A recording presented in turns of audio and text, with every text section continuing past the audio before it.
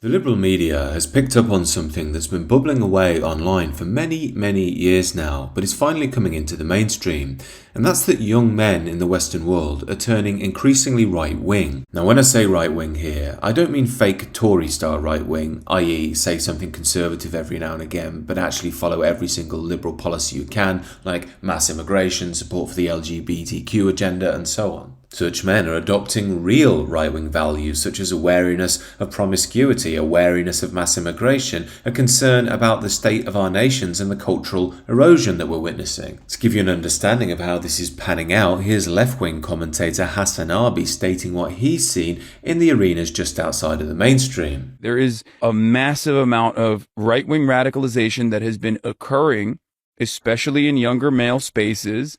Everything is completely dominated by right-wing politics. If you're a dude under the age of 30 and you have any hobbies whatsoever, whether it's playing video games, whether it's working out, whether it's, listening to like a history podcast or whatever, every single facet of that is just completely dominated by center-right to, I wouldn't say far right in the same way that it was back in like the 2016 era at the end of like Obama's administration, but like definitely center right to Trumpian right. And for the life of them, these liberal commentators can't figure out why on earth young men wouldn't want to embrace a hyper-woke culture that demonizes them, their gender, their countries, and their religions, and tries to turn them into castrated, soft beta males who vote for people like Kamala Harris and Jeremy Corbyn. All while the mainstream is more than happy to allow more extreme expressions of masculinity in the form of black gangster rap music and Islamic tradition. It's a real head-scratcher, isn't it? It really is quite shocking how detached the liberal mainstream really are from what it means to be a man, to what gives young men meaning in their life. Just listen to this rent-a-gob in America.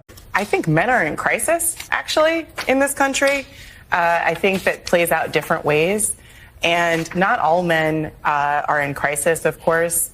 And not all men are just at home listening to Joe Rogan, being angry or being recruited to fascism. For starters, there's no doubt that boys are in crisis, but it's not because of toxic masculinity, it's because they have no elders to guide them anymore, no cultural meaning, no tradition which buttresses their very sense of self. Ironically enough, what's causing the crisis in masculinity is women such as this, liberal types who purport to believe in this soft, tender masculinity, but they know and we know they'd never date a man like that in a million years. And to blame someone like Joe Rogan, who's more of a leftist himself, but has inspired many men to live healthier lives, to do martial arts, to take on challenges and try and make something of themselves, just shows us how sick we've gotten in Western society. Some just need therapy, like we all do. I go to therapy, that's great. What a shocker. But I think we need to have a real conversation about that rather than allowing this kind of drift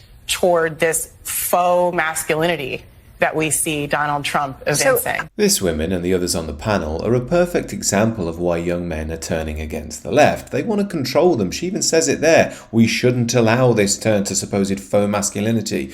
What are three liberal women going to teach men about masculinity? I would assume it would be something like stop being a toxic male, be soft and emotional all of the time, read about critical theory and side with every single ethnic minority, no matter how outlandish their claims are. Oh, and while you're at it, make sure you always vote very hard left wing. And as I said earlier, every man who's been born after 1980 knows that if you actually do what these women say, they will hate you more than anything. You won't date them, they won't pay any attention to you, they'll just see you as weak and pathetic, and let's be honest, rightly so. Now I know this is an extreme example, but this is the sort of man that liberal women and male feminists have created. Norwegian politician raped by asylum seeker says he feels guilty his attacker will now be deported back to Somalia. Well, that guy's got his toxic masculinity well and truly under control, eh? This guy actually said, I felt like the Norwegian state had taken responsibility to carry out the ultimate revenge,